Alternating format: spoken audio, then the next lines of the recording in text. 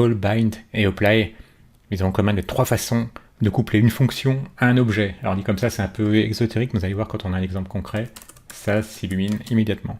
Imaginons que vous avez une fonction add qui vous permet d'ajouter un certain incrément à un objet. Donc ça pourrait être 1, 3, 5, ça n'a pas d'importance. Pour bien vous montrer où se trouve le problème, si on fait un console.log de this et qu'on appelle notre fonction, en ajoutant par exemple 5, on se rend compte que this, dans le corps de cette fonction, eh bien c'est l'objet window. Et nous, on aurait voulu que ça corresponde à la propriété d'un objet sur lequel on va ajouter 5. Par exemple, imaginons qu'on ait un avocat dont le nom soit Saul Goodman et qui a un âge de 59. Et maintenant, ce qu'on voudrait, par exemple, c'est ajouter à son âge un certain incrément. Donc, concrètement, on va essayer de récupérer le résultat d'incrément. On voudrait que l'âge de cet avocat se voit augmenter de l'incrément passé en paramètre ici de la ligne 1. Le problème, c'est que comme this, ça vaut window, l'objet window, la propriété edge n'existe pas. Et vous, ce que vous avez envie de faire, c'est donc d'associer cet objet qui comprend uniquement des clés valeurs, une string âge, un number, et vous voudriez l'associer à cette fonction. Parce que peut-être vous n'avez pas la main, que cette fonction elle vient d'une autre librairie, peut-être que vous voyez, il peut y avoir plusieurs raisons qui font que vous n'avez pas cette fonction add ici dans le corps de votre objet. Eh bien, vous pouvez le faire tout simplement en disant que vous voulez que cette fonction elle soit associée à cet objet. Ça se fait à l'aide de call. Et vous dites que vous voulez associer cette fonction à l'objet lawyer. Et qu'ensuite, l'argument que vous voulez passer, eh bien, c'est 5 par exemple. Donc maintenant, add, ici, quand on regarde ligne 1, on se dit, c'est une fonction qui attend un seul paramètre, c'est increment.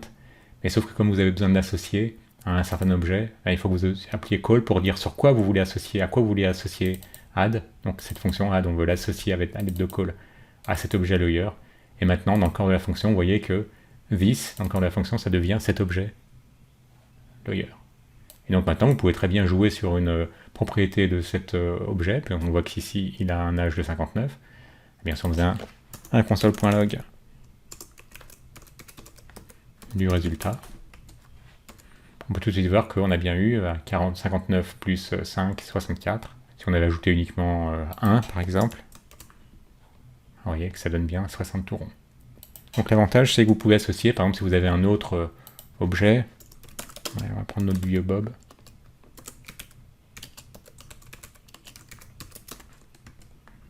Disons qu'il a un âge de 35. Eh bien, si cette fois-ci, on veut associer add à Bob, pour que dans le corps de la fonction, ligne 2, 3, 4, this, c'est pour valeur Bob, eh bien, il suffit de mettre Bob. Et là, on voit maintenant que ligne 2, this, ça vaut Bob, et non plus l'avocat, et qu'on a joué sur son âge, avec this.age plus l'incrément de 1, et donc 35 plus 1, ça donne 36. Et donc imaginons que vous ayez envie de passer à un tableau d'arguments, un array d'arguments. Et bien à ce moment-là, la chose marchera presque comme avec call, il va falloir appeler apply au lieu de call. Et ce qui veut dire qu'à ce moment-là, on va passer un tableau. Et ce tableau vous permet de passer plusieurs choses. Imaginons que vous ayez besoin de passer l'âge ainsi que l'adresse. Par exemple, Main Street. Et maintenant, ici, vous pouvez recevoir un incrément ainsi qu'une adresse.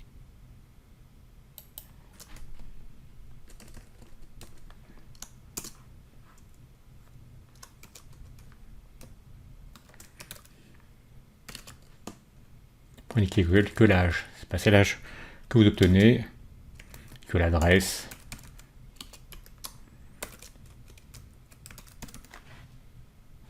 c'est Main Street. Donc vous avez vu, vous pouvez passer grâce à ça plusieurs arguments sous forme de tableau. Donc si vous voulez un petit moyen mnémotechnique que j'utilise, je me dis simplement que apply, comme ça commence par un A, tout comme array qui commence par un A, et bien vous utilisez apply quand vous voulez associer un objet à une fonction et lui passer un tableau d'arguments. Alors si on revient sur ce qu'on avait précédemment avec call,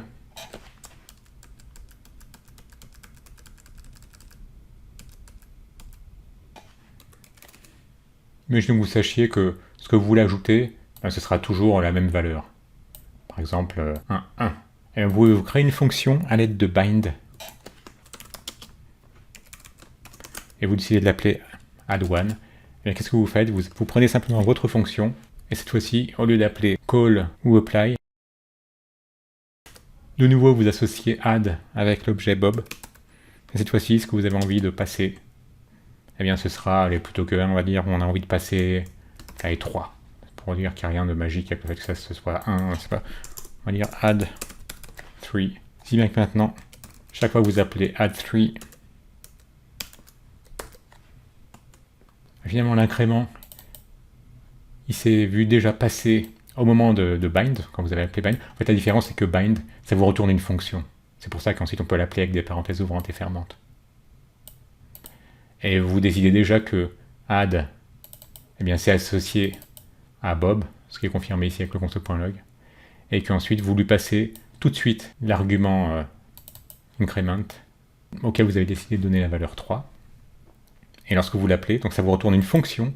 Là, vous allez simplement créer une nouvelle fonction à partir de cette fonction existante. Et si vous aviez envie de créer une autre fonction qui s'appelle add5, il suffira de prendre la fonction add, de la binder sur votre objet Bob. Et cette fois-ci, ce que vous feriez, c'est que vous passeriez un 5, si bien que quand vous appellerez add5, vous n'avez pas besoin de lui passer d'argument. Elle sait déjà que ce qui lui sera passé quand elle sera appelée, ce sera la valeur 5. En fait, si vous êtes une ou un développeur React, vous connaissez probablement cette fonction bind, puisqu'on l'utilise dans le constructeur d'un component React, quand on veut qu'une fonction appelée sur un component ait bien une valeur de this correspondant à ce que vous aviez envie qu'elle soit. En gros, que ce soit bien l'instance de votre objet.